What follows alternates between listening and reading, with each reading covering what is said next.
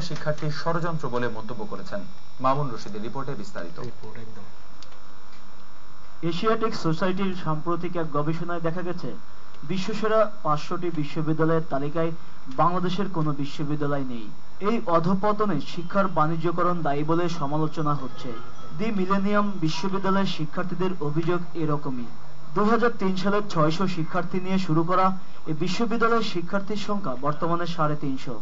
এদের অনেকের অভিযোগ, যে প্রসপেক্টাস দেখিয়ে ভর্তি করা হয়েছিল তা পূরণ করা হচ্ছে না, বরং দাবি করলে উল্টো বিশ্ববিদ্যালয় থেকে বহিষ্কার ও মামলা করার হুমকি দেওয়া হচ্ছে বলে জানান তারা।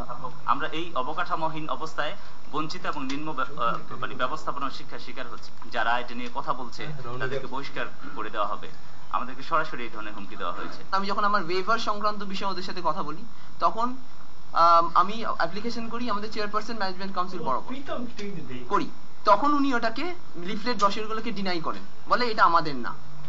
বিশ্ববিদ্যালয় কর্তৃপক্ষ অবশ্য বহিষ্কারের হুমকির কথা স্বীকার করে বিশ্ববিদ্যালয়টির বিরুদ্ধে অভিযোগগুলোকে কতিপয় শিক্ষার্থীর ব্যক্তিগত সুবিধা আদায়ের ষড়যন্ত্র বলে মন্তব্য করেছেন। আমার ছাত্র কয়েকজন, আমার তো পুরো ভিজি পদে কোনো দরকার নেই, ভিজি অ্যালুমনি জানাও, তারা আমাদের শৃঙ্খলা নষ্ট করতেছে, সুতরাং তাদের আমরা পানিশমেন্টে যেতে হবে। আমি ডিসিপ্লিন কমিটির মিটিং ডাকিছি।